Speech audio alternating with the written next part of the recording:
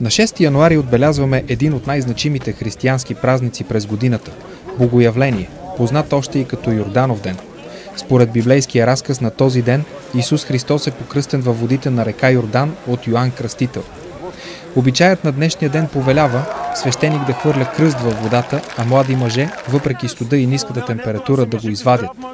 Вярва се, че този, който е извадил кръста от водата, ще бъде здрав и щастлив. И тази година ритуалът по хвърляне на кръста в Несебър се състоя на морска гара. Точно в 12 часа свещеникът запрати кръста в ледените води на морето, а 30 смелчаци се хвърлиха след него. Пръв до кръста доплува Нетко Николов от Несебър. Трудно ли беше да извадите кръста? Аз тренирам от няколко дена, влизам, къпах се и... Студена ли е водата? Не е добре, аз се къпя от няколко дена и свикнах вече. Какво си пожелахте, когато хванахте кръста? Само здраве, нищо друго. И за всички хора и това е най-важното. Да сме живи и здрави. Всичко друго се изкарва с пари и така нататък. Важното е здравето само. Как е водата? Студена ли? Както водата е студена, обаче не се усеща студа. Влиза се за здраве. Това е свещен празник. Исус Христос е кръщан във водите на река Йордан. Всеки, който влезе, цяла година ще е здрав. Това е поверието.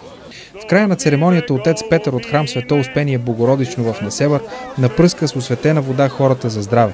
Според традицията всеки трябва да се умие в морето, за да се пречисти, както и да си вземе водорасли, които да отнесе вкъщи. Какво е за вас, госпожо, днесния празник? Много хубав празник, християнски, много хубав празник. За всички, за здраве, за берекет. Какво е поверието с водораслите, които се взимат от морето? Поверието, че много клончета, много стръкчета, много берекет. Това е. И даже малко и от пясъка взимаме.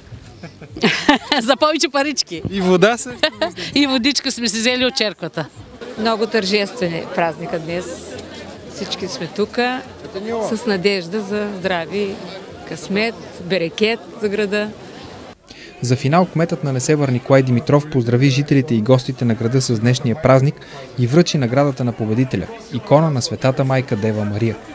На днешния ден празнуват Йордан, Йорданка, Данчо, Дана, Боян, Богдан, Богдана. Честит имен ден!